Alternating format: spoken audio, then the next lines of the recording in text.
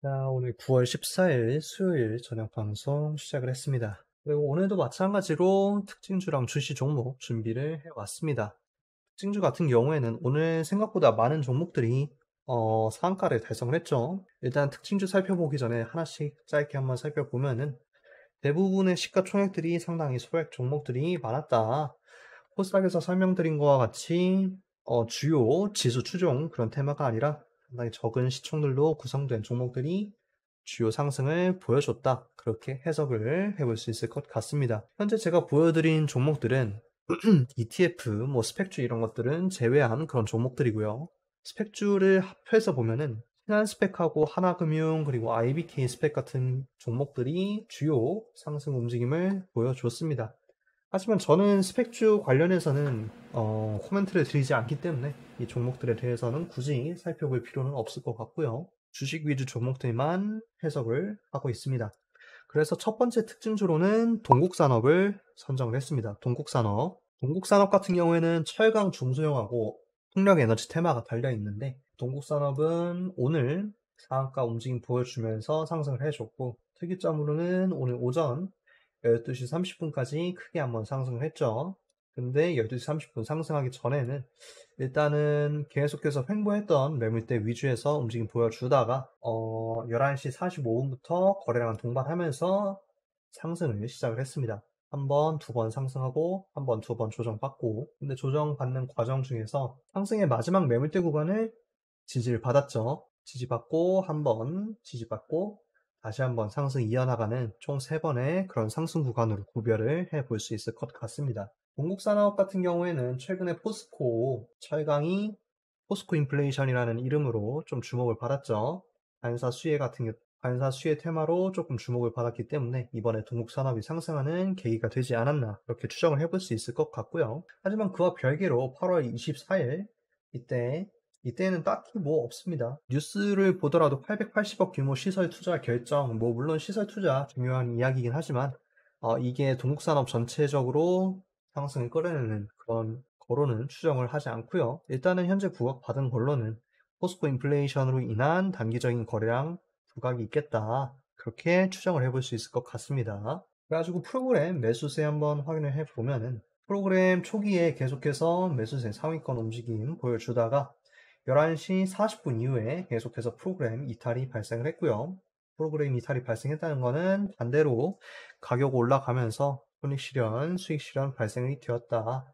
그렇게 보시면 좋을 것 같습니다. 수익 실현 발생을 하면서 상승, 일단 상한가 마무리가 되었다.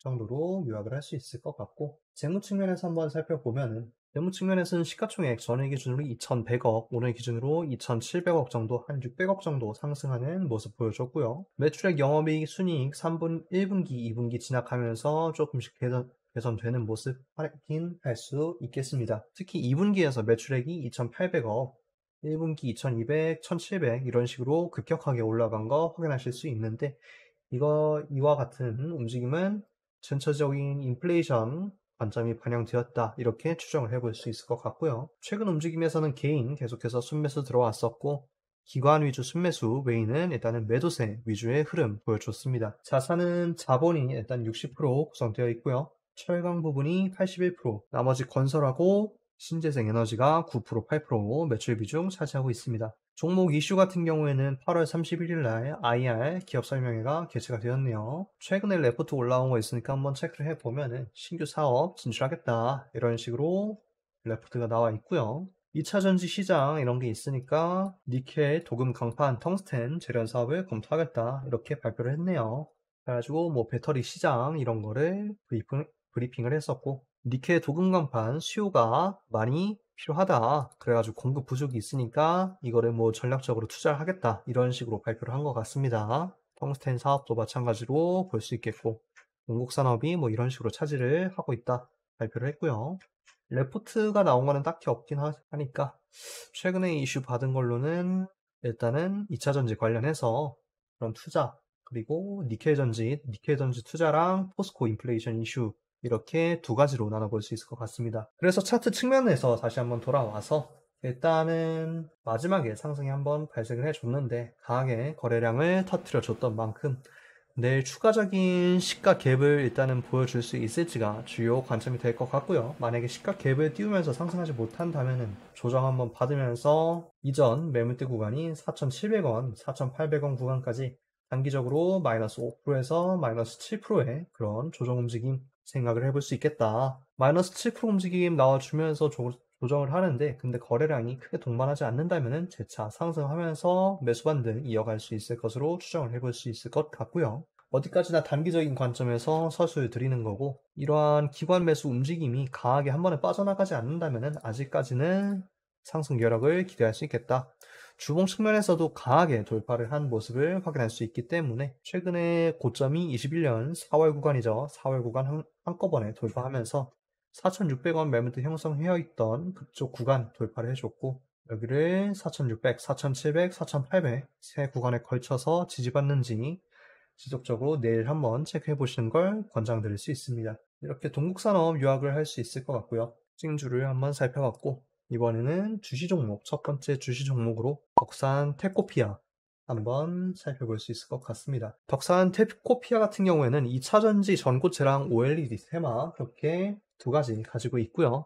추가적으로 반도체 재료 부품 테마도 마찬가지로 가지고 있는 그런 종목입니다. 덕산 테코피아 일단은 차트적인 입장에서 한번 살펴보면은 일봉에서는 21년 11월 이후로 강하게 하락을 했었죠. 지속적으로 하락을 하면서 하락 횡보 이어갔다가 매물대 구간이 여기 20년 12월 매물대 구간까지 도달했고, 최근에 매수 반등이 한번 발생해 줬습니다. 그렇기 때문에 한번 주목할 필요가 생겼는데, 덕산 테코피아 같은 경우에는 최근에 이슈로 9월 5일에 미국 전해 공장 증설을 추진한다. 그리고 아이폰 14 OLED에서 삼성 디스플레이가 OLED 패널 아이폰에 공급을 하는데, 거기에 또 유기 소재 공급하는 게 덕산 테코피아다. 이런 식으로 간접적으로 좀 부각을 받은 걸로 판단을 해볼 수 있을 것 같습니다. 그래서 뉴스에서 한번 해석을 해보시면은 덕산 테코피아 아이폰 14 국내 수혜주 이런 식으로 올라와 있고요. 덕산 테코피아 보시면은 OLED 유기재료 생산 기업이다. 대면적 확대 수혜를 볼 것으로 추정을 한다. 애플은 삼성 디스플레이 주요 고객사인데, 애플이랑 OLED 주력 납품업체 삼성 디스플레이 이렇게 있는데, 덕산 테코피아가 주요 고객사다. 이런 식으로 엮여져 있는 모습 확인하실 수 있겠고요. 9월 5일에는 미국 전해 공장 증설을 하겠다. 이런 식으로 부업을 한번 시켰습니다. 보면은 미국 텐시주 정부 사이트에 따르면 뭐 덕산 일렉테라는 자회사 통해서 전해 공장 증설을 추진한다. 이렇게 이야기를 했습니다. 1,300억 투자할 거고 전액 생산 능력, 공급 여력 확보를 하겠다. 이렇게 이야기를 했습니다. 그렇기 때문에 2차전지 소재로도 엮여 있고, 기존에 추진하던 사업은 OLED 테마에서 확인을 할 수 있겠다. 그렇게 보시면 좋을 것 같고요. 그리고 재무 측면에서 살펴본다면 거래 기준 시가총액 3,700억, 오늘 기준으로 3,800억 움직이고 있는 상황이고, 일봉에서 아까 확인하셨듯이 일봉 한번 거래량 동반을 했었고, 윗골이 길게 말아주면서 저항대를 테스트하고 있는데, 오늘 다른 종목들 하락했으나 덕산 테코피아는 하락 시작하면서 말아올리는 모습 보여줬죠. 매출액 영업이익 순이익은 점진적으로 상승하는 모습 보여주고 있습니다. 영업이익은 약간의 감소, 약간의 증가 확인했고요. 순이익도 증가하는 모습.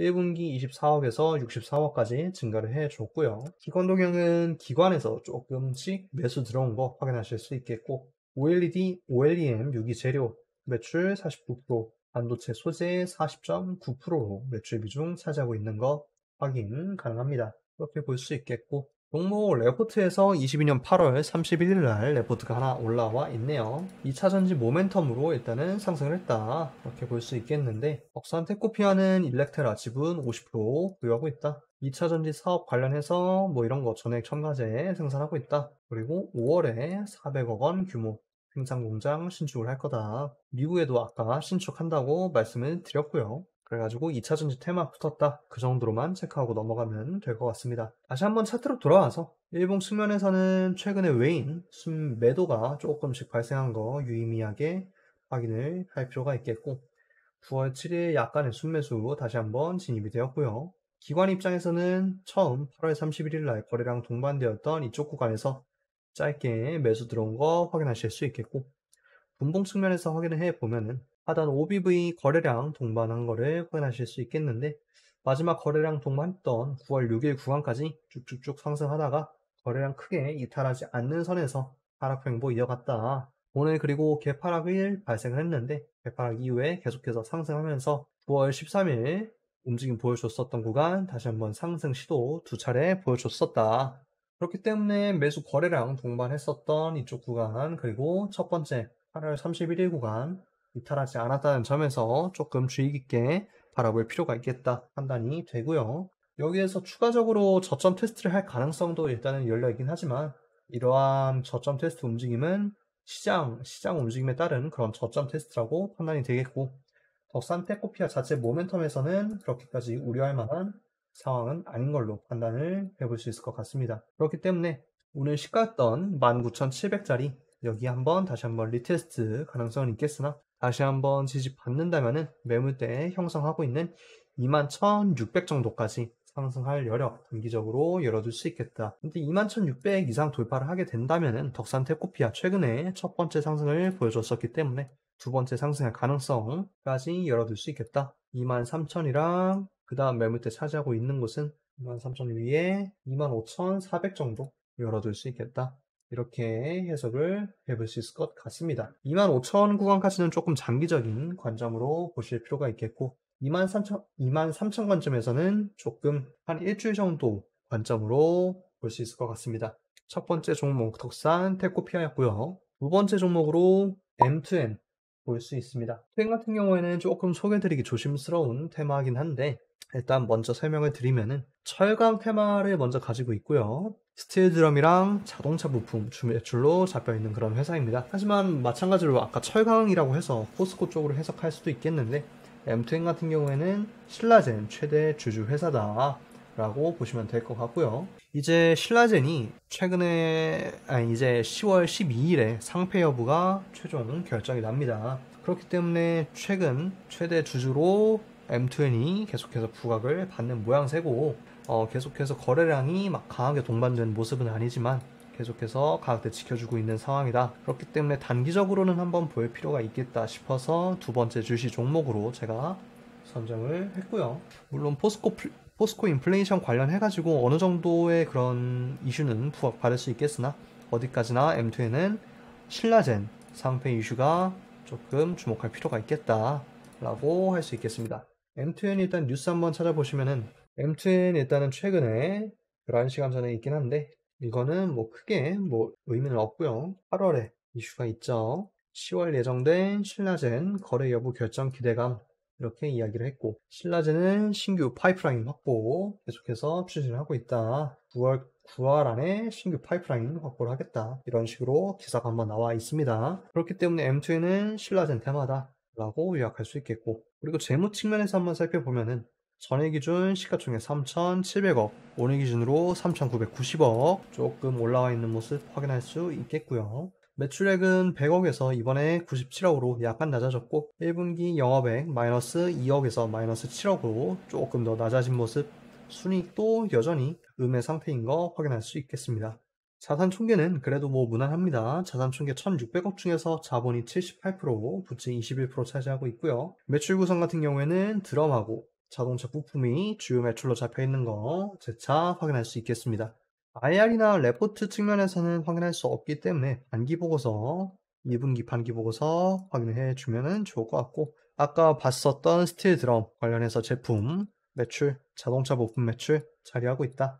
이렇게 확인하실 수 있겠고요. 주요 매출은 내수 매출로 잡혀있는 거 그리고 자동차 부품으로는 수출 매출로 잡혀있다. 그래가지고 이번에 환율 상승하면서 어느 정도 차익을 기대할 수는 있겠으나 일단 스틸 드럼이 조금 더 많은 매출로 잡혀있기 때문에 그다지 많은 수준의 그런 재무 개선은 기대하기는 힘들다 보시면 될 것 같아요. 그래서 차트 측면에서 돌아와서 차트 입장에서는 일봉에서 장기적으로 하락을 했습니다. 21년 5월 29,000부터 5,300원 정도까지 강하게 하락을 했고요. 한번 22년 4월 상승 테스트 이번에 7월 구간에 다시 한번 상승 움직임 보여줬었고 오늘 다시 한번 거래량 약간씩 동반하면서 상승하는 움직임 관측이 되었습니다. 이러면서 처음에 7월에는 외국인 매수 한번 발생을 했고요. 개인은 매도 추세 그리고 쭉 이어나가다가 다시 한번 외인 약간씩 매수 들어오는 거 확인할 수 있겠습니다. 분봉 측면에서 살펴보면은 장기적인 이쪽에서 거래량은 일단은 큰 의미를 가지지 못할